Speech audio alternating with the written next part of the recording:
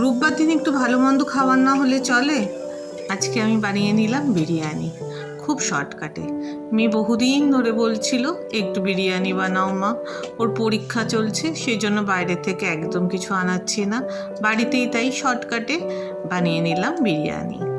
খুব সহজে বিরিয়ানিটা আমি বানিয়েছি, তোমরা যদি পারো একবার বানিয়ে খেও, খুব ভালো লাগবে খেতে। দই দিয়ে লঙ্কার গুঁড়ো আর একটু হলুদ, একটু নুন দিয়ে ভালো করে মাংসটাকে আমি মেখে রেখে দিয়েছিলাম। তারপর কিছুটা রসুন ভালো করে বেটে নিয়েছি, ওই মাংসের মধ্যে সেই রসুনটা আর গরম মশলা দিয়ে, গরম মশলা মানে বিরিয়ানির মশলাটা দিয়ে ভালো করে আবারও মেখে একদম সাইড করে রেখে দিয়েছি।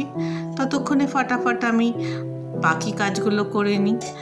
বিরিয়ানির জন্য ভালো করে পেঁয়াজটা আগে ভেজে তুলতে হবে।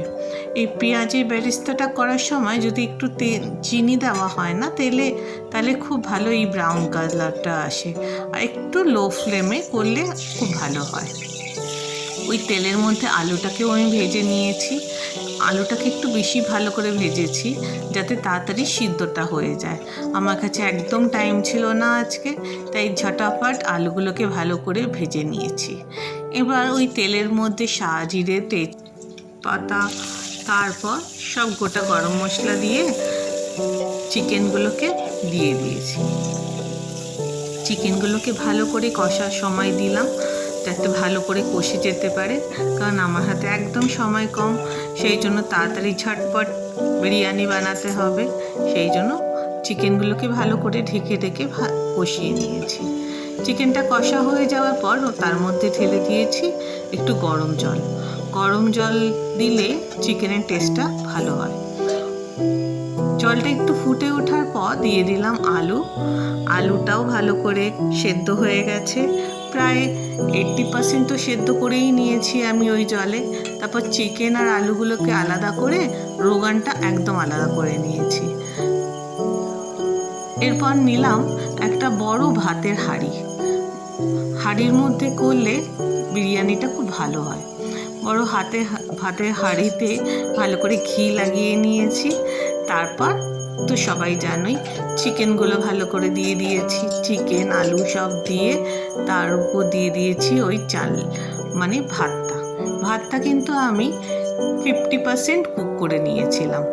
তার ওই ভাতের উপরে দিয়ে দিয়েছি ঘি, বিরিয়ানি মশলা, বেরেস্তা, নুন, ব্যাস ওইটা দিয়ে আবার কিছুটা রোগান যেটা ছিল রোগানটা ঢেলে দিয়েছি।